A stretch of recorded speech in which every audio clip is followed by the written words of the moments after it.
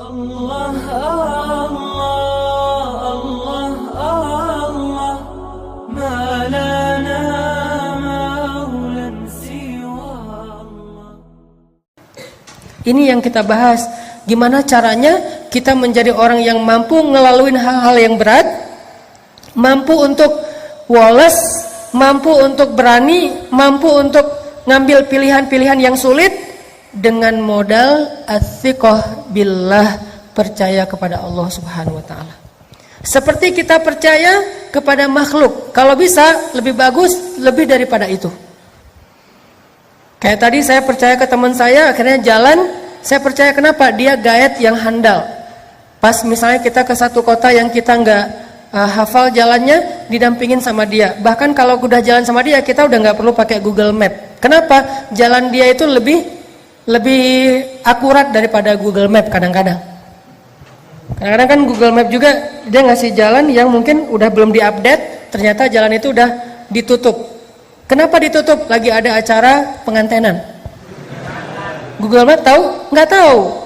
Kan Google Map nggak mengupdate setiap hari. Dia mungkin sebulan sekali atau entah berapa bulan sekali. Ya Allahu a'lam, saya nggak ngerti. Beberapa kali saya jalan nih, ditunjukin jalan alternatif yang paling cepat. Masuk kampung dong.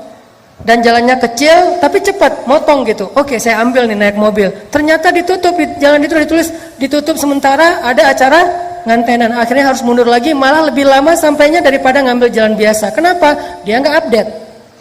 Teman saya yang orang daerah situ tahu banget, Ustaz jangan lewat situ, lagi ada acara ngantenan, di situ lagi ditutup jalannya, di situ lagi banjir, di situ lagi apa, lagi rusak atau apa. Dia lebih update. Sehingga pas saya jalan, saya trust banget sama dia. Udah nggak apa-apa deh, ikutin aja nasihat dia. Apakah kita trust kepada Allah kayak kita trust kepada dia?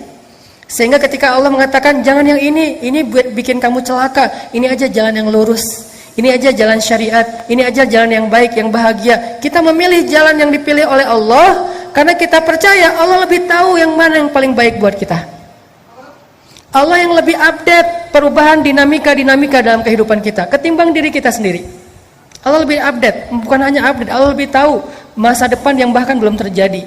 Sehingga kita percaya kepada Allah, analoginya kayak kita tadi percaya kepada teman orang lokal situ yang tahu banget jalan yang paling cepat untuk sampai ke lokasi.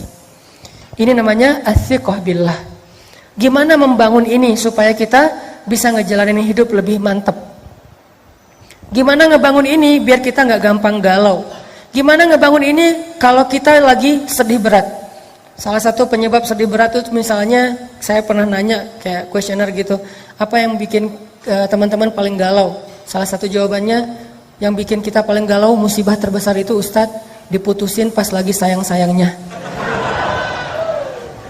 Itu paling galau buat sebagian orang. Ada lagi yang paling galau, kemarin ada yang bilang bikin musibah terbesar dalam hidup saya Cristiano Ronaldo pindah ke Juventus gitu. Itu musibah paling besar gitu. Ada lagi apa, misalnya macam-macam kan jawaban orang mah. Intinya adalah gimana kalau kita dihadapkan dengan masalah kayak gitu. Kita kayak nggak terima kenyataan. Masa sih Argentina kalah sama Perancis, kan nggak diterima tuh kenyataannya gitu ya. Itu gimana rasanya? Bisakah kita tetap bisa woles? Dan dalam contoh yang lebih rumit mungkin dalam kehidupan kita pribadi, bisakah kita tetap woles? Gimana rasanya? Gimana caranya woles ketika kita di grup, tadi lagi rame nih di grup WA kita nih, kita masuk grup geng SMA misalnya, atau geng SMP atau SD atau TK atau playgroup lah, terserah. Jadi ada geng, grup nih, satu geng, terus kayak ada yang broadcast sesuatu, yang lain pada respon gitu kan, chat rame apa, kita lihat oh banyak chat nih, kita masuk, begitu kita komen, yang tadi rame tiba-tiba senyap. Itu gimana perasaannya? Perasaan tadi lagi heboh gitu, oh, segala macam, ada yang habis masak terus posting, gua masak ini loh, yang lain pada mau, pas kita, waduh pinter masak ya, diem. Sekali kayak gitu. Besok heboh lagi, kita komen, diem lagi. Sampai akhirnya diemnya seminggu, 2 minggu, itu grup sepi. Ternyata apa yang terjadi? Mereka bikin grup baru, dan cuman kita doang yang gak dimasukin ke grup itu. Itu gimana perasaan kita? Kan sakit hati banget ya. Itu benar-benar wah kecewa banget lah. Akhirnya kita bukan hanya live group, kita del semua kontak mereka. Cuman satu kontak yang udah di del tapi masih keinget. Gak bisa move on soalnya. Jadi detail dari handphone tapi di dalam benak masih keinget aja. Kenapa? Soalnya dulu saya yang beli kartu prabayarnya. Intinya teman-teman, gimana kita mengkondisikan rasa di hati kita kalau kita lagi diuji kayak gitu. Kalau kita lagi diuji dengan ujian zulzilu, diguncang perasaan kita. Dengan celaan orang, dengan makian orang, dengan teman-teman yang ngejutekin kita, dengan teman-teman yang ngebully kita, dengan teman-teman yang ngediamin kita di grup dan seterusnya, dengan teman-teman yang tiba-tiba unfollow kita, dengan teman-teman yang tiba-tiba nge-haters kita di komen. Gimana kita ngejalaninya? Satu-satunya yang bikin kita kuat adalah as-siqah billah. Udah serahin aja sama Allah. Serahin aja sama Allah. Karena kalau Allah udah turut ikut campur, itu udah luar biasa. Lebih bagus cara Allah daripada cara-cara kita. Ini yang dibangun lewat belajar iman, belajar tajdidul iman, as-siqah billah. Coba teman-teman renungkan lagi kisah hijrah Nabi Sallallahu Alaihi Wasallam. Ada yang unik dalam hijrah Nabi itu. Saya kadang-kadang berpikir kalau baca sejarah sirah itu kan saya suka mencoba mengimajinasikan sirah ya. Gak suka baca sirah sekedar data perang Badar 313 lawan 1000. Nabi lahir tahun ini, kemudian menikah tahun ini, usia sekian. Ini data sejarah, belum menjadi persepsi sejarah. Harusnya sejarah itu membangun persepsi kita, cara berpikir, bukan hanya sekedar wawasan dan data. Cuman adegan biasa. Saya coba memikirkan, kenapa ya Nabi hijrahnya sama Abu Bakar? Ada orang bilang, gak usah tanya, ya udah emang kayak gitu. Bukankah sejarah Rasulullah itu adalah untuk orang-orang yang berpikir? Afala ta'qilun qul siru fil ardi summanzuru. Perhatikan kenapa Rasulullah SAW hijrahnya dengan Abu Bakar. Kenapa Nabi nggak hijrah bareng dengan Umar aja biar aman? Kan gitu ya. Coba lihat gimana Umar hijrah. Umar sebelum hijrah posting captionnya, ya ahla Makkah, ya ma'syara Quraisy, wahai penduduk Mekah, wahai pemuka Quraisy, dimention satu-satu, @Abu_Jahal, @Abu_Lahab, semuanya diposting apa, dimention sama dia satu-satu tuh banyak banget yang dimention, Abu Jahal, Abu Lahab, Abu Sufyan, pokoknya semuanya dimention. Fa'lamu anni muhajir, ketahuilah saya mau berhijrah. Itu Umar mau hijrah aja posting. Siapa yang pengen istrinya jadi janda, anaknya jadi yatim, tunggu saya di bukit belakang itu. Terus di Sherlock sama Umar, biar nggak kesasar, jelas gitu di mana harus nunggu. Umar kan, ada yang berani komen nggak? Nge-like aja doang yang lain. Kalau nggak suka pun diam aja. Nggak ada Abu Jahal, Umar, oh habis lo Umar, Umar misalnya apa, dia marah-marah nggak berani. Apalagi mentahzir Umar, nggak ada yang berani. Kenapa? Umar ditakuti di Mekah. Umar itu jawara Mekah, salah satu di antara petarung Mekah yang terkenal, Umar, Khalid, Hamzah. Kalau Nabi pengen hijrahnya aman, harusnya bareng Umar dong. Sehingga ketika Nabi hijrah bareng Umar, Umar langsung instastory, gue lagi bareng dengan Rasulullah nih. Pengen hijrah ke Madinah, ada yang berani nunggu gue di jalan? Nggak ada yang berani kan? Kan aman hijrah Nabi, kenapa nggak bareng Umar aja? Itu pertanyaan saya. Wah, kenapa nggak dengan Umar ya? Kalau kayak gitu kan Umar aman banget, hijrahnya serombongan, nggak ada yang berani nungguin, semuanya mulus jalannya. Kenapa nggak dengan Umar? Atau kalau Umar mungkin bukan keluarga Nabi, walaupun nanti jadi sahabat dekat, kenapa nggak dengan Hamzah? Yang secara status di Mekah sama kayak Umar, ditakuti, jawara juga, pemanah ulung, pemburu, hunter. Dan beliau pamannya Rasulullah SAW sendiri. Kenapa nggak dengan Hamzah? Sehingga kalau misalnya Rasulullah lagi hijrah, terus orang-orang ngelihat yang ngedampingin atau yang ngawalnya adalah Hamzah, nggak ada yang berani ngedekat. Kenapa nggak dengan Hamzah? Atau kenapa nggak dengan Utsman? Supaya dikasih fasilitas hijrah yang nyaman, dikasih mobilnya Alphard.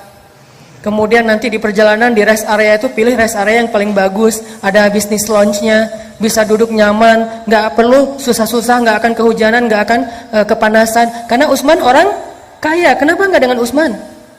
Atau kenapa nggak dengan tokoh-tokoh lain yang punya pengaruh di dalam kabilah orang Mekah? Kenapa Abu Bakar As-Siddiq? Satu, secara fisik Abu Bakar itu nggak seperti Umar bin Khattab. Beliau nggak lemah, karena kalau dibandingkan kita, Abu Bakar lebih tangguh. Soalnya Abu Bakar gitu-gitu mujahid. Tapi di antara orang Mekah, beliau tidak dikenal sebagai petarung. Kenapa Abu Bakar yang dikenal sebagai orang yang paling lembut? Kenapa Abu Bakar yang hartanya udah habis? Ya, Abu Bakar itu pernah jadi orang kaya, tapi sekarang lagi jatuh miskin sejak membantu dakwah Nabi, terutama habis di boykot selama 3 tahun. Kenapa Abu Bakar yang secara kabilah beliau berasal dari suku Taim. Suku Taim itu salah satu suku yang paling lemah di Mekah. Sementara Umar, Utsman, yang lain-lain itu suku-suku yang kuat di Mekah. Kenapa Abu Bakar? Supaya Rasulullah SAW mengajarkan kepada kita tentang athiqah billah, bukan athiqah bi Umar, bukan athiqah bi Khalid, bukan athiqah bi Hamzah, bukan athiqah bi Utsman, bukan athiqah bi Abdurrahman bin Auf, tapi athiqah billah. Hijrah nggak dikawal oleh orang-orang yang tangguh, nggak difasilitasi atau di-endorse oleh Umar Utsman bin Affan. Tapi hijrah murni mengandalkan pertolongan dari Allah Subhanahu wa taala. Itulah pelajaran dalam hijrah Nabi. Sehingga yang dibawa Abu Bakar As-Siddiq. Kenapa Abu Bakar? Karena di antara semua umat Islam, bukan sahabat aja, semua umat Islam, iman Abu Bakar itulah yang paling kuat. Sampai Nabi mengatakan kalau ditimbang iman Abu Bakar di satu timbangan, iman umat Islam di satu timbangan, maka iman Abu Bakar lebih berat. Maka yang diajak Nabi untuk berhijrah itu adalah sebaik-baik teman yang paling taat kepada Allah, yaitu Abu Bakar As-Siddiq. Hijrah nih bareng dengan Abu Bakar. Diam-diam Ali disuruh tungguin rumah Nabi, tidur di tempat Nabi. Jalan bareng Abu Bakar malam-malam ketika orang udah pada tidur. Terus jalannya kemana? Ikhtiar. Nggak langsung ke Madinah, malah menjauh dari kota Madinah, masuk ke dalam sebuah lubang yang kita kenal dengan Gua Sur. Sembunyi di dalam gua itu. Kemudian bikin skenario, nanti Asma binti Abu Bakar nganterin makanan setiap hari kepada Rasulullah. Kemudian Abdurrahman kalau nggak salah, atau Abdullah anaknya Abu Bakar, yang mencari tahu berita tentang orang Mekah ada apa. Dia jadi kayak jasus, jadi kayak agen gitu. Kenapa Nabi begitu rumit mau hijrah aja? Padahal kalau hijrah bareng Umar nggak serumit itu. Ini Nabi lagi ngajarin kita tentang trust kepada Allah SWT. Hijrah kita walaupun maknanya berbeda, kita tidak pindah dari satu tempat ke tempat yang lain, tapi kadang punya resiko yang sama, teman-teman. Setelah kita hijrah, kita ditinggalin teman-teman, ditinggalin geng di masa lalu kita. Setelah kita hijrah, kita jadi nggak punya pendapatan, penghasilan sebesar yang sebelumnya. Setelah kita hijrah, kita jadi malah mungkin dengan keluarga mulai agak ada cekcok, dengan pasangan mulai renggang kayak gitu-gitu. Ini adalah resiko-resiko ketika kita mengambil pilihan yang rumit, yang sulit dalam hidup kita. Apakah kita berani melakukannya karena athiqah billah, percaya kepada Allah? Ini yang dilakukan Nabi SAW. Sehingga ketika beliau sembunyi di dalam gua Sur, kemudian Abu Jahal mengumumkan, kata Abu Jahal, siapa yang bisa membawa pulang Muhammad hidup atau mati, maka akan aku hadiahkan 100 ekor onta. Kalau 1 ekor onta harganya 100 juta, berarti berapa? 10 miliar ya. Akan aku hadiahkan minimal nih, karena harga onta yang dipakai untuk ke luar negeri itu di atas 100 juta. Kalau yang 40 juta, 50 juta itu onta potong. Ya, onta juga ada onta kampung, ada onta potong. Kalau onta potong harganya sekitar 40 juta. Kalau onta yang dipakai rihlah itu biasanya di atas 100 juta. Kebayang nggak? Siapa yang bawa pulang Muhammad hidup atau mati dikasih 10 miliar? Siapa yang nggak mau? Akhirnya semua pembunuh-pembunuh bayaran yang tadi ngelihat itu lagi trending topik di sosial media, mereka semuanya langsung bergerak. Tadinya pada nongkrong-nongkrong di tempat mereka masing-masing, ada yang minum-minum, tiba-tiba kata temannya, ada sayembara tuh, nangkep Muhammad hidup atau mati, terus hadiahnya apa? 10 miliar, semuanya bangkit. Serentak semua pembunuh bayaran di kota Mekah mencari Rasulullah SAW. Gimana rasanya? Dicari oleh pembunuh bayaran. Kalau ketemu, antara dibawa hidup ataupun dalam keadaan mati. Nyari. Salah satu pembunuh bayaran paling legend yang ada di Mekah namanya Suraqah bin Malik. Itu paling legend. Gimana legendnya? Gak ada yang gak kenal Suraqah. Kalau Suraqah udah muncul, pada kayak bisik-bisik, Suraqah.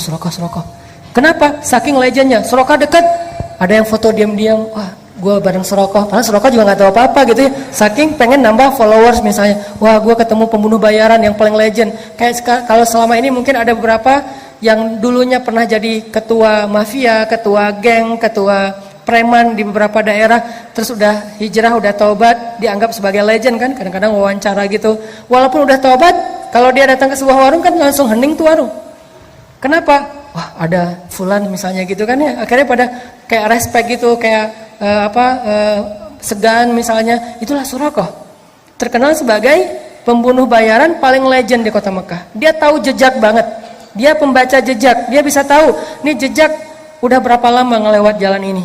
Kalau masih basah mungkin beberapa menit yang lalu. Kalau udah kering mungkin udah seharian. Berarti jarak mereka sekarang udah sekitar berapa kilo.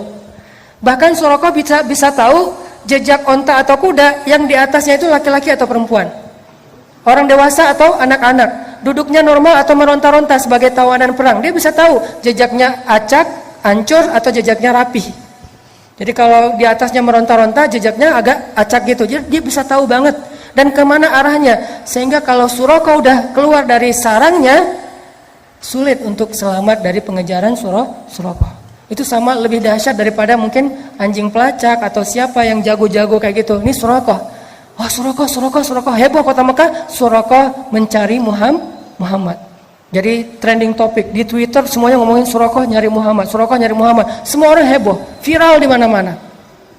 Akhirnya Nabi dengan Abu Bakar sembunyi di dalam Gua Thur. Beneran, ternyata Suraqah akhirnya datang ke Gua Thur, berdiri bersama sekelompok para pemburu tepat di mulut gua, dan Nabi ada di bawah kaki mereka. Kalau mereka ngelihat ke bawah kakinya sedikit aja, udah ketahuan tuh Nabi dengan Abu Bakar di dalamnya. Waktu itu Abu Bakar galau. Gimana pun Abu Bakar soleh, beriman, orang yang siddiq, tapi beliau manusia. Sedikit-sedikit kadang-kadang muncul sifat manusianya galau. Abu Bakar bukan penakut. Abu Bakar tidak takut atas keselamatan dirinya. Abu Bakar takut akan keselamatan kekasihnya Rasulullah SAW. Sehingga Abu Bakar bilang, ya Rasulullah, gimana ini? Kalau nanti mereka ngelihat ke bawah kaki mereka, kita ketahuan, nanti Rasulullah ditangkap. Sementara mereka ada ratusan orang, semuanya senjata lengkap, dan itu pemburu bayaran. Mereka itu pembunuh, sementara kita nggak punya senjata apa-apa. Gimana ya Rasul, gimana? Kita cuma berdua, mereka banyak. Nabi dengan tenang menasihati Abu Bakar dengan kata-kata apa? Ya Abu Bakar, ma zannuka bisnain, Allahu salisuhuma. Ya Abu Bakar, kenapa kamu pikir kita cuma berdua? Bukankah Allah yang ketiga? Coba nasihat Rasulullah SAW. Ya Abu Bakar, ma zannuka bisnain, Allahu salisuhuma. Kenapa kamu berpikir kalau kita tuh cuma berdua, Abu Bakar? Kalau berdua oke, kita takut, tapi bukankah Allah yang ketiga? Baru Nabi mengatakan, la tahzan, innallaha ma'ana. Jangan khawatir Abu Bakar, Allah bersama kita. Seketika itu juga Abu Bakar tenang.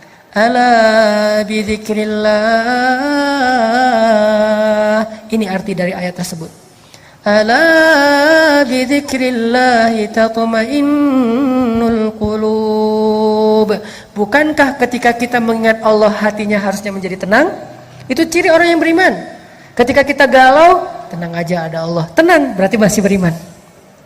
Ketika kita ada sesuatu yang membuat kita khawatir, resiko atau ancaman, tiba-tiba kita bilang, ya udah deh, serahin aja sama Allah. Tenang, berarti dia orang yang beriman. Kenapa?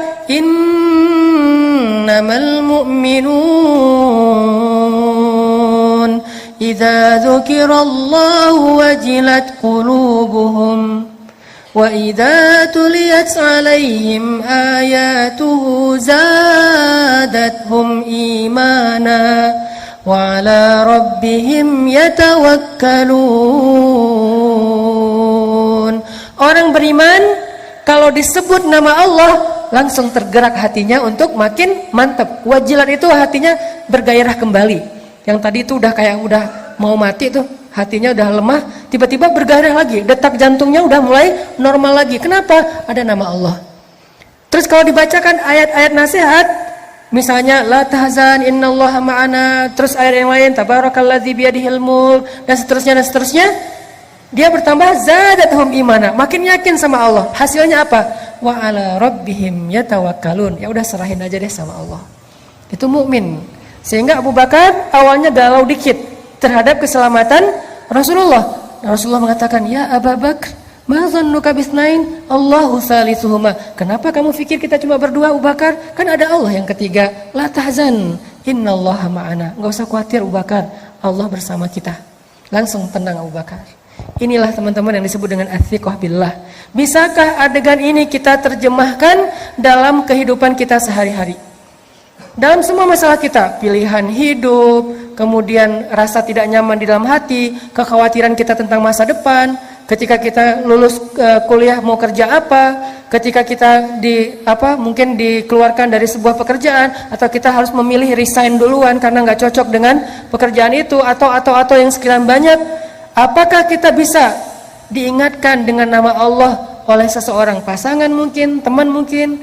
Kalau istri kita bilang, "Pak, gak usah khawatir, Allah tahu apa yang Papa lakukan. Allah pasti bersama Papa." Alhamdulillah, tenang jadinya ya.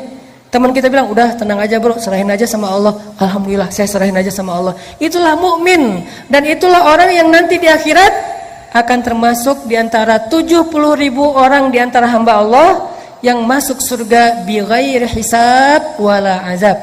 Masuk surga tanpa ada sidang, tanpa ada siksaan, langsung masuk surga. Manhum ya Rasulullah? Siapa mereka ya Rasulullah? Salah satunya selain orang-orang yang la yatatayyarun wala yaskun wala yastarkun wala yarkun dan seterusnya, yang terakhir apa? Wa ala rabbihim yatawakkalun. Orang yang selalu berserah kepada Allah SWT. Athiqah, percaya sama Allah. Bisa nggak teman-teman kita kayak gitu dalam hidup kita? Seberapa kuat percaya kita sama Allah? Cara ngukurnya gini. Kalau saya ambil benda kayak gini nih, dalam keadaan normal, ini buah salad, saya lempar ke atas, ada nggak teman-teman yang masih berpikir buah ini nggak akan jatuh ke bawah? Kalau saya lepaskan ini, kira-kira ada yang berpikir nggak akan jatuh Ustaz, saya ragu itu bisa jatuh. Ada? Ada yang meragukan bahwa ini akan jatuh ke bawah? Tidak kan? Semua kita yakin yang namanya benda kalau kita lempar ke atas pasti jatuh ke bawah. Seberapa besar yakin kita terhadap benda itu pasti jatuh ke bawah? 90%? 100%? Sekarang coba bandingkan dengan yakin kita kepada Allah. Harusnya yakin kita kepada pertolongan Allah seyakin kita kepada benda yang kalau dilempar pasti jatuh ke bawah. Gak mungkin gak? Kalau bisa lebih dari itu lebih keren. Segitu aja tuh udah keren. Bisa nggak kita segitu yakinnya sama Allah? Tenang aja udah, kalau sama Allah beres. Kalau sama Allah gampang. Kalau sama Allah pasti bagus. Kalau sama Allah itu pasti ada jalan keluar. Kalau sama Allah itu pasti bahagia. Kalau sama Allah itu yakin. Saya yakin benda yang kalau kita lempar ke atas pasti jatuh ke bawah. Tidak ada satu ruang dan celah pun untuk ragu. Itu baru athiqah billah. Kalau kita udah ada di tahapan itu, kita akan melihat banyak sekali keajaiban-keajaiban Allah terjadi dalam hidup kita. Sampai ke tingkat seperti itu. Nanti kalau udah sampai di situ, baru kita latih lebih dari itu. Sehingga para sahabat radhiyallahu anhum, kalau Nabi nanya sesuatu kepada mereka, jawaban mereka selalu Allahu wa rasuluhu a'lam. Ada onta, misalnya Nabi nanya, itu onta berapa kakinya? Mereka ngelihat dengan matanya, kaki onta ada 4, tapi jawaban mereka apa? Allah dan Rasul lebih tahu berapa kaki onta. Kalau Nabi bilang 5, sadaqallahu wa rasuluh, benarlah Allah, benarlah Rasul. Kenapa? Saking yakinnya kepada Allah dan Rasul. Ini namanya athiqah. Dan athiqah inilah yang selalu menjadi modal kemenangan, kesuksesan, kebahagiaan, dan keberuntungan orang-orang yang beriman dalam banyak kesulitan. Dan salah satu kesulitan yang paling rumit itu adalah perang Badar yang direkam oleh Allah di dalam surat Al-Anfal. Sehingga surat Al-Anfal dikenal juga dengan nama Suratu Badar, surat perang Badar. Surat perang Badar. Sebelum Allah Subhanahu wa taala memberi kejutan-kejutan kemenangan dalam perang Badar, Allah pengen nguji dulu athiqahnya para sahabat kepada Allah. Coba teman-teman buka deh surat Al-Anfal biar kita nanti bisa ulang-ulang di dalam bacaan kita atau di rumah, bahwa surat ini adalah surat ngajarin kita tentang akidah challenge. Ini salah satu contoh akidah challenge di surat Al-Anfal. Coba lihat ayat 7. Coba lihat ayat 7. Surat Al-Anfal. Surat Al-Anfal itu surat ke-8 ayat 7. Ini akidah challenge nih di ayat 7. Ketika para sahabat dikasih pilihan sama Allah. Apa kata Allah? Wa idh ya'idukumullahu ihda ta'ifataini annaha lakum wa tawadduna anna غير ذات الشوكة تكون لكم ويريد الله أن يحق الحق بكلماته ويقطع دابر الكافرين. Ini akidah challenge. Apa artinya? Dan ingatlah kisah ketika Allah menjanjikan kepada kalian salah satu dari dua golongan yang akan kalian hadapi adalah bagian kalian. Sedangkan kalian menginginkan bahwa golongan yang tidak memiliki kekuatan senjatalah yang menjadi bagian kalian. Tetapi Allah ingin membenarkan yang benar dengan ayat-ayatnya dan memusnahkan orang-orang yang kufur sampai ke akar-akarnya. Apa yang terjadi? Coba nanti baca lagi sirah perang Badar secara utuh dari awal sampai akhir. Kan skenario awal dari perang Badar itu apa teman-teman? Karavan dagang Abu Sufyan baru pulang dari Syam, ngelewatin jalur dekat kota Madinah. Apa yang dibawa oleh karavan dagang ini? Karavan dagang ini membawa hasil jualan harta orang-orang muhajirin yang diambil alih, dirampas oleh orang Quraisy, termasuk Abu Sufyan, sebelum Abu Sufyan masuk Islam. Jadi ketika kaum muhajirin hijrah ke Madinah, pasar mereka, ternak mereka, kebun mereka, rumah mereka, aset mereka dijarah, diambil alih oleh orang-orang Mekah, orang-orang Quraisy seperti Abu Jahal dan yang lainnya, lalu dijual ke Syam. Nah sekarang pulang dari Syam membawa hasil keuntungan dari rampasan itu, sehingga Nabi SAW mengajak orang-orang muhajirin, ayo kita ambil kembali harta kita. Itu skenario awalnya. Ayo kita cegat karavan dagangnya Abu Sufyan dan kita rampas kembali harta milik kita. Sahabat semangat, siap ya Rasulullah, Allah Akbar, semangat gitu. Kenapa? Karena yang akan mereka hadapi itu karavan dagang, bukan tentara, bukan prajurit. Mudah untuk mengalahkannya dan keuntungannya besar kalau kita menang. Ternyata Abu Sufyan juga punya mata-mata. Langsung dia tahu informasi Nabi akan cegat, dia ngasih tahu ke Abu Sufyan ngirim orang cepat untuk menghubungi Abu Jahal. Kalau dulu kan nggak bisa telepon-teleponan ya, akhirnya ngirim orang, Abu Jahal datang untuk mengawal karavan dagang. Dengan apa? Dengan satu pasukan yang isinya adalah pembunuh bayaran. Yang isinya sebagiannya adalah pembunuh bayaran, sisanya petarung-petarung hebat, termasuk senior-senior ada di dalamnya. Pasukan yang jumlahnya 1.000 orang kurang lebih. Sekarang ada dua target. Satu karavan dagang yang mudah dilumpuhkan dan untungnya besar. Satu lagi pasukan perang yang sulit dikalahkan dan untungnya kecil. Apa yang mau diambil dari pasukan perang? Paling ghanimahnya ya gitu-gitu aja. Pedang, perisai, onta. Kalau ini emas, sutra, segala macam kan ya. Wa idh ya'idukum, ketika Allah memberikan kalian pilihan ta'ifatain, dua kelompok, mana yang kalian inginkan? Ternyata kaum muslimin menginginkan yang mana? Manusiawi, yang tetap Abu Sufyan, Rasul kita nggak usah beralih ke yang lain, ini aja istiqomah. Dari awal kan emang pengennya ini, kan emang rencana awal kita pengen mencegat karavan dagangnya Abu Sufyan. Ngapain sih harus ngadapin Abu Jahal? Udah biarin aja, ntar dia juga pulang sendiri kalau dia nungguin kita nggak datang. Para sahabat memilih ini. Ternyata Allah memilih yang Abu Jahal. Disinilah kaum muslimin galau. Duh, ada yang kecewa. Coba baca ayat sebelumnya, gimana bentuk kegalauan mereka. Ayat 5. Kama akhrajaka rabbuka min baitika bil haqq wa inna fariqam minal mu'minina lakarihun. Apa kata-kata terakhirnya? Lakarihun, benar-benar gak suka. Itu perasaan Ahlu Badar, itu perasaan kaum muslimin, dan itu bukan orang Islam biasa loh. Awalun, as-sabiqun al-awwalun minal muhajirin, itu awalunnya muhajirin. Lebih dahsyat daripada awalunnya ansor, dan kedua-duanya keren. Was-sabiqun al-awwalun minal muhajirin wal ansar. Allah memuji mereka di banyak ayat. Kuntum khaira ummatin ukhrijat linnas. Khairun nas qarni. Allah memuji, Rasulullah memuji mereka kan? Ternyata sempat galau juga, itulah manusia. Lakarihun, mereka gak suka dengan pilihan ini, berat sekali. Kari itu artinya benci, cuman terjemahannya kalau benci agak kurang pas nih. Minimal mereka gak suka. Aduh kok jadi kayak gini ya, kok jadi kayak gini ya. Terus ayatnya apa? Yujadilunaka fil haq. Mereka mendebat kamu dalam hal yang benar. Masih ada yang protes. Rasul, benar ini ya Rasul pilihan kita. Rasul, kok kita jadi kayak gini? Rasul, kok kita nggak seperti yang kemarin? Rasul, kok kita udah berubah? Ini adalah reaksi-reaksi para sahabat ketika Allah kasih pilihan yang lain, bukan pilihan yang pertama. Yujadilunak, mujadalah itu artinya berdebat. Yujadilunaka fil haqqi ba'dama tabayyan ka'annama yusaquna ilal mauti wa hum yanzurun. Gimana rasa enggan mereka?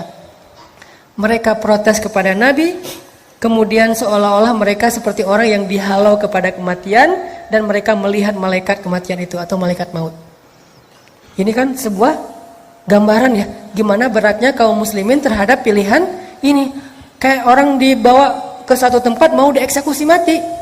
Dan mereka melihat tiang gantungan, melihat algojo yang dengan parang yang tajam, seolah-olah mereka mau dibawa ke sebuah tempat eksekusi mati. Begitu enggannya mereka datang terhadap pilihan Allah Subhanahu wa taala. Akhirnya Nabi mengumpulkan mereka semuanya, ahlu Badar. Nabi menasihati mereka, Nabi membacakan ayat ini kepada mereka. Akhirnya mereka baru sadar, lalu sami'na wa ata'na. Kami ikut pilihan Allah dan Rasul. Ini maksud dari innamal mu'minun idza dzukirallah wajilat qulubuhum. Tadi mereka galau, lalu diingatkan dengan nama Allah, wahai kaum muslimin, ini pilihan Allah, taatlah sama Allah, ambil aja pilihan Allah walaupun berat. Wajilat qulubuhum, hati mereka tiba-tiba menjadi bergairah.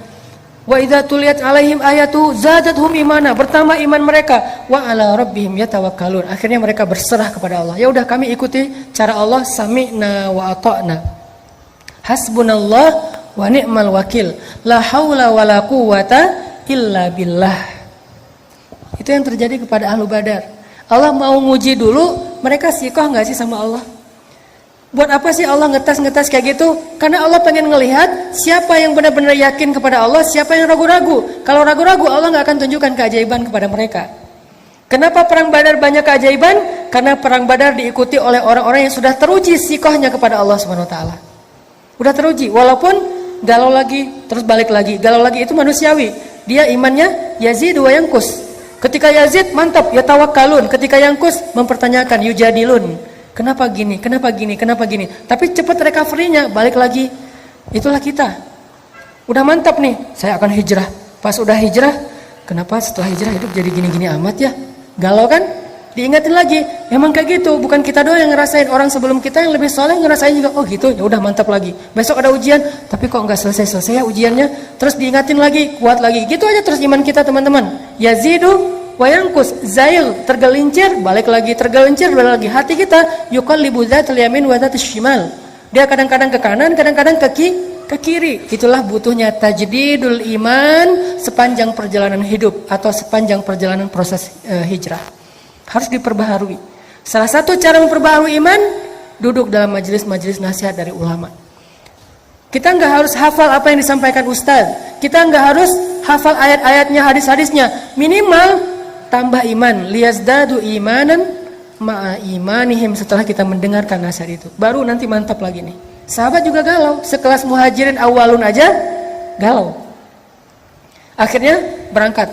Sekarang pasukannya dialihkan ke arah Abu Jahal. Jalan terus sampai di sebuah area namanya daerah Badar. Orang-orang kafir Quraisy dapat spot yang ada mata airnya. Orang Islam dapat spot yang nggak ada mata airnya. Mulai agak khawatir, nih airnya irit nih, jadi jangan boros-boros ya, airnya cuma sedikit. Malamnya ternyata mereka banyak yang nggak bisa tidur. Gimana besok ya? Ini kan perang kita pertama banget dalam sejarah umat Islam, kan perang pertama Badar ya. Mereka kayak gimana ya besok perang ya, gimana ya besok perang. Sementara kamu jurus itu udah bisa belum? Belum. Jurus pedang misalnya belum. Kan baru juga latihan kemarin, tiba-tiba langsung tarung. Sementara yang di seberang sana tuh petarung semua. Yang di seberang sana tuh udah kayak show off gitu, udah tayang lagi tarung, tayang lagi ngetrik. Kita baru juga, Oli juga belum bisa. Tiba-tiba disuruh main di ball, di apa gitu. Aduh gimana ya, kagok gitu, nervous sama yang pro-pro, yang legend-legend. Begitulah para sahabat. Orang-orang yang muslimin ini amatiran sebagian besarnya. Cuma beberapa orang juga yang tokoh kayak Hamzah, Umar, oke, mereka legend. Tapi sisanya amatiran, orang-orang biasa, bukan petarung. Di sana itu pro semua itu. Ikrimah, Abu Jahal itu kan pro semua ya, pro perang. Orang-orang yang jago dalam berperang. Galau malam itu nggak bisa tidur. Akhirnya kata Allah apa? Allah utus rasa ngantuk kepada kaum muslimin. Ini keajaiban pertolongan Allah kepada orang yang siqah kepada Allah, percaya sama Allah. Akhirnya apa kata Allah di ayat 11? Ini kita bedah ayatnya nih. Surat masih yang sama, Al-Anfal ayat 11. إِذْ يُغَشِّيكُمُ النُّعَاسَ أَمَنَةً مِّنْ. Allah memberikan kalian rasa ngantuk amanatan, biar kalian merasa nyaman. Aman itu bahasa Arab atau jadi bahasa Indonesia. Amanatan min, supaya kalian merasa nyaman. Tiba-tiba semuanya nguap-nguap, ngantuk, tidur, kecuali 2 orang yang masih terjaga. Rasulullah lagi-lagi bersama Abu Bakar. Nabi berdoa. Doanya Nabi apa? Istighosah yang ada di ayat 9. Iltastaghithuna rabbakum. Jadi istighosah salah satu sunnah Nabi sallallahu alaihi wasallam. Nabi melakukan istighosah dalam momen yang paling berharga, yaitu perang Badar. Iltastaghithun. Gimana istighosah? Istighosah itu doa yang panjang. Saking seriusnya Nabi berdoa, angkat tangannya tuh bukan gini, tapi gini. Pernah nggak doa gini? Saya pernah sekali pas minta jodoh dan berhasil. Jadi kadang-kadang doa ada yang nggak pakai ngangkat tangan, kayak doa sehari-hari naik kendaraan atau apa. Ada doa yang pakai angkat tangan, ada yang doa sampai diangkat setinggi-tingginya, ada yang doa dengan telunjuk. Kalau doa dengan telunjuk bukan nunjuk-nunjuk Allah, ya Allah kasih loh ya, harus ya, bukan. Dengan telunjuk itu maksudnya cuman kepada Allah saya berharap. Itu maksudnya. Jadi apa? Psikologi Arab dengan Indonesia tuh beda dalam masalah telunjuk. Kalau kita kan kayak nyuruh-nyuruh ya. Karena ada ya Allah bukan ya Allah harus ya. Nih benar ya, bukan. Tapi ya Allah iyyaka na'budu wa iyyaka nasta'in, itu maksud dari nelunjuk. Jadi Nabi kadang berdoa enggak angkat tangan, kadang berdoa mengangkat tangan, kadang berdoa sampai angkatnya tinggi, kadang menelunjuk. Semua itu sunnah Nabi, tidak perlu dibenturkan antara satu dengan yang lain. Semuanya bisa dilakukan. Dan waktu itu Nabi beristighosah, mengangkat tangan setinggi mungkin sampai rida beliau jatuh, diangkat lagi oleh Abu Bakar, jatuh lagi, menangis semalaman. Sementara sahabat semuanya tertidur pulas gara-gara Allah menenangkan mereka dengan ngantuk. Ini pertolongan. Jadi kalau kita serahin urusan kita kepada Allah, Allah akan nolong kita. Pertama yang ditolong apa? Jiwa kita. Ketika kita punya masalah, yang akan pertama Allah lakukan bukan diselesaikan masalah kita, tapi dikuatkan hati kita. Itu kalau kita percaya sama Allah. Sehingga orang di luar yang nggak paham ngelihat, dia udah capek berdoa, masalahnya masih gitu-gitu aja, nggak selesai, dia nggak tahu. Kalau dia ngadapin masalah itu, mungkin dia udah KO dari awal. Tapi kenapa orang ini kuat? Karena Allah kuatkan hatinya. Itulah pertolongan Allah yang pertama. Jadi bisa dibilang UGD-nya. Jadi penanganan pertamanya ketika dimasukin ke UGD itu, kalau kita langsung diinfus, langsung kayak ada apa jantungnya atau diapain gitu, penanganan awal, itulah yang dilakukan Allah ketika kita dalam keadaan darurat. Yang pertama ditolong itu adalah jantung kita. Gimana menolong jantung? Dikuatkan hati kita dalam menghadapi masalah itu. Bukan segera masalahnya selesai. Karena kayak kita sakit juga nggak langsung sembuh pas datang ke UGD sembuh, enggak. Tapi jantungnya diselamatkan dulu, nafasnya diselamatkan dulu, kemudian darahnya diselamatkan dulu. Nanti sembuhnya setelah seminggu. Tapi minimal dia udah ditolong gitu. Nah Allah juga nolong kita kayak gitu teman-teman. Di awal ketika kita percaya sama Allah, ya Allah saya lagi ada masalah, tapi Engkau lah yang maha kuasa atas segala sesuatu. Saya tenang ada Engkau ya Allah. Saya mengandalkan Engkau banget ya Allah. La haula wala quwata illa billah, hasbiyallahu wa ni'mal wakil. Udah, setelah itu Allah akan tolong hati kita. Gimana ditolong hati? Kalau dalam konteks surat Badar, mereka tertidur semuanya, tenang hatinya. Kita juga bisa gitu, kadang-kadang kenapa ya akhir-akhir ini saya gampang ngantuk, soalnya habis diputusin. Jadi gampang ngantuk, itu cara Allah, soalnya habis lagi banyak utang, jadi tidur aja kerjaannya. Soalnya misalnya lagi banyak yang ngebully, akhirnya dia gampang tidurnya nyenyak, malah makin dibully makin nyenyak tidurnya. Kenapa? Sebelum tidur minum Neozep misalnya. Yang jelas, tidur kadang adalah solusi dari Allah untuk hamba-hambanya. Sehingga dia dibikin tenang. Salah satu yang dikasih solusi tidur siapa? Ashabul Kahfi. Allah tidurkan mereka. Ternyata yang ditidurkan itu bukan cuma Ashabul Kahfi, Ahlu Badar juga ditidurkan oleh Allah. Ini ayatnya. Idh yughashshikumun nu'asa amanatan min, cuman tidurnya nggak sampai 300 tahun. Tapi pesan moralnya sama, tidur yang membuat mereka nyaman, amanatan, menjadi tenang mereka. Selesai sudah masalahnya? Belum. Setan juga nggak nyerah teman-teman. Habis itu setan datang dalam mimpi mereka. Jadi tadi setan nggak bisa yuwaswis ketika mereka sadar karena Allah bikin mereka ngantuk. Sekarang setan yuwaswis ketika mereka tidur. Masuk dalam mimpi mereka satu-satu setan. Kan setan itu ya yajri majrad dam kan? Dia ngalir dalam aliran darah manusia. Dia bikin mimpi sahabat tuh jadi mimpi basah. Maaf. Akhirnya sebagian besar sahabat malam itu saking nyenyaknya tidur bangun-bangun dalam keadaan janabah junub. Mimpi basah. Siapa yang ngerjain itu? Setan. Kok usah nyalahin setan? Emang salah? Salahnya apa? Siapa suruh jadi setan? Satu-satunya suuzon yang berpahala adalah suuzon kepada setan. Dan satu-satunya husnuzon yang berdosa adalah husnuzon kepada setan. Ustaz, jangan salahin setan, kasihan. Setan gak ada apa-apa kok. Enggak, itu husnuzon kepada setan gak boleh. Harus suuzon. Kayak Yusha, muridnya Musa. Ketika jalan touring bareng dengan Musa mau nyari guru kan, Khidir, terus tiba-tiba di tengah jalan ikan yang dipegang sama Yusha berenang lagi padahal udah mati, terus Yusha lupa nyeritain itu ke Musa, jalan pas udah lapar, Musa bilang, "Mana ikan kita?" "Aduh, saya lupa." Apa kata-kata Yusha dia dalam ayat itu? "Wa ma ansanihu illa asyaitanu an adzkurah." Tidak ada yang membuat saya lupa akan peristiwa itu kecuali setan tuh, kata Yusha. Apakah Musa bilang, "Kok kamu nyalahin setan sih, nyari kambing hitam deh"? Enggak kan? Kenapa? Karena setan emang untuk disalahin. Jadi ketika ada dua orang, teman sahabat, cowok cewek dan bukan mahram ya, mereka salah satunya misalnya si cowoknya nelfon, "Aku anterin ya." Jangan deh, aku tunggu jemputan aja. Tapi lama, nggak apa, aku anterin kok. Kamu nggak percaya sama aku? Bukan nggak percaya sama dia, nggak percaya sama setan. Jadi kalau kita menjaga hubungan kita jarak dengan lawan jenis, walaupun dia sahabat karib kita, ipar kita, sepupu kita, kita bukan nggak percaya sama dia, kita percaya banget sama dia, tapi kita nggak percaya sama setan. Itu analogi berpikirnya. Sehingga jangan sampai kita menganggap teman kita yang nggak mau jalan bareng kita, nggak mau semobil dengan kita, seolah-olah dia kayak ngeraguin kita. Bukan. Jangan suuzon dulu, jangan menjudge. Karena dia sangat yakin sama kita, sangat percaya sama kita, tapi dia sangat ragu kepada setan yang ada di antara kita. Sehingga dua orang yang sama-sama soleh bisa aja tergelincir bukan karena niat buruk, tapi karena mereka memberi kesempatan kepada setan untuk menggoda mereka. Akhirnya setan datang, sahabat pada mimpi basah, janabah, pas bangkit dari tidurnya mereka harus mandi junub. Sementara air kurang. Ini gimana nih, kita harus mandi junub tapi nggak ada air. Mulai galau yang kedua nih, galau yang ketiga, 3 kali galau. Gimana kita akan berperang? Katanya ini perang suci tapi kita kotor. Katanya kita akan menghadapi musuh sementara kita juga najis. Gimana ini? Galau berat. Akhirnya Allah turunkan apa teman-teman? Hujan. Luar biasa ya cara Allah nolong. Coba lihat ayatnya. Masih ayat 11. Wa yunazzilu 'alaikum minas samaa'i ma'an liyutahhirakum bih wa yudhhib 'ankum rijzasy syaitan.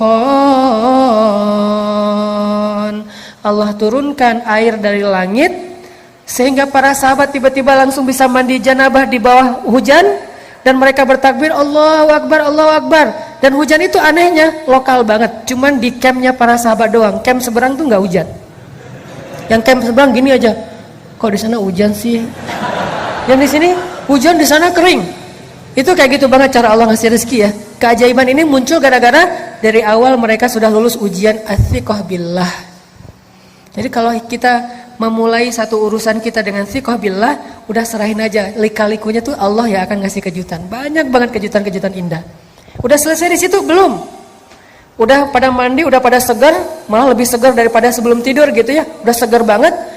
Pas mau menghadapi musuh, mereka ngelihat musuh ini tangguh-tangguh dengan, kan kaum muslimin dalam perang Badar yang pakai kuda itu cuma 2 orang kalau nggak salah, sisanya jalan kaki.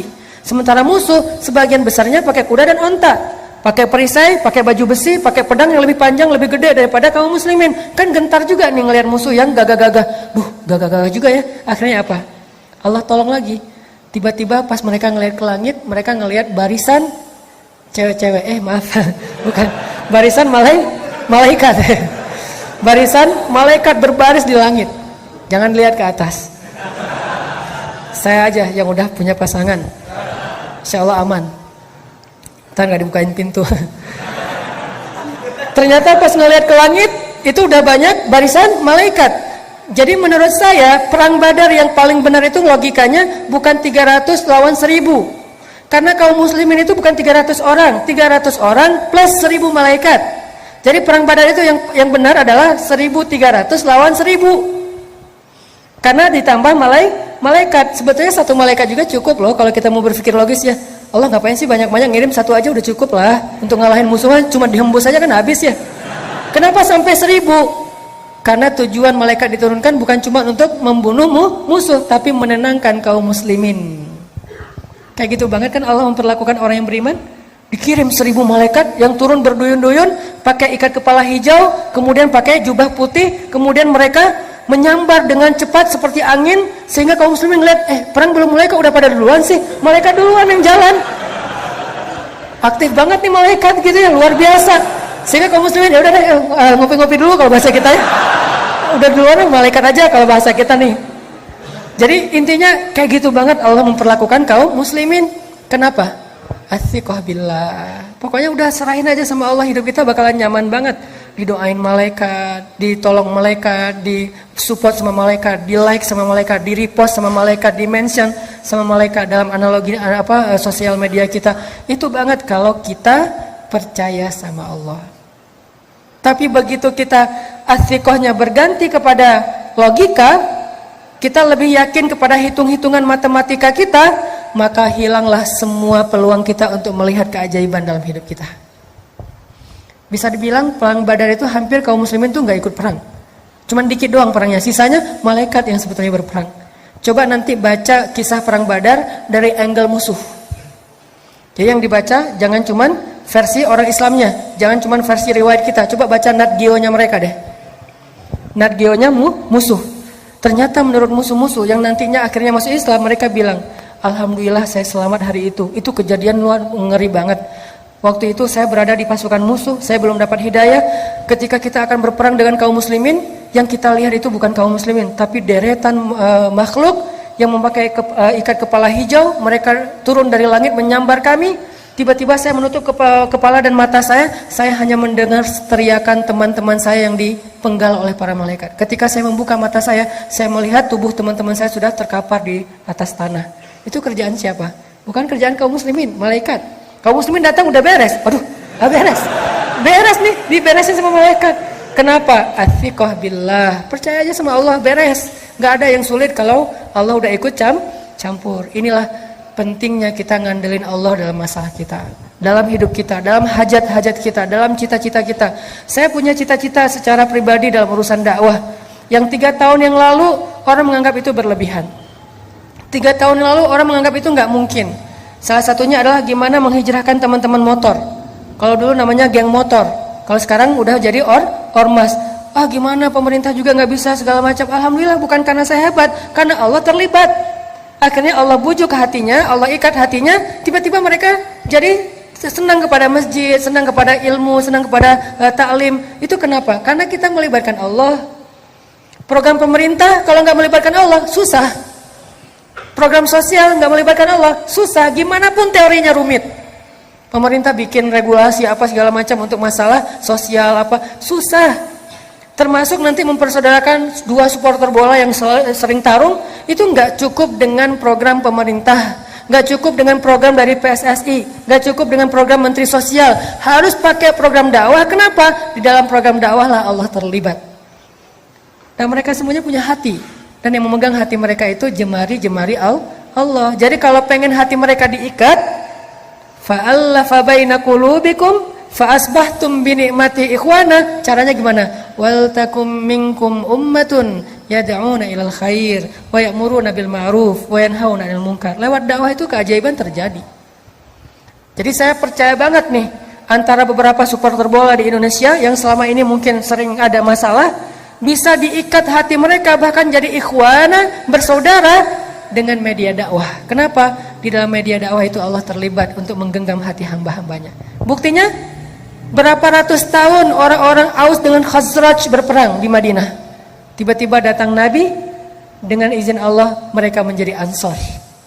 Gimana antara Muhajirin dan Ansor yang gak saling kenal tiba-tiba menjadi lebih erat daripada saudara kandung? Siapa yang bekerja di balik ini semuanya? Allah Subhanahu wa taala. Ternyata banyak hal yang gak mungkin terjadi, mungkin banget buat Allah. Kalau ini aja mungkin mempersaudarakan, mengikat hati antara Muhajirin dan Ansor, antara Aus dengan Khazraj, antara satu geng motor dengan geng motor yang lain, itu mudah buat Allah, apalagi sekedar mengikat hati kita dengan Dia. Ujung-ujungnya modus. فمحمدنا هو سيدنا فالعز لنا لإجابته فمحمدنا هو سيدنا فالعز لنا لإجابته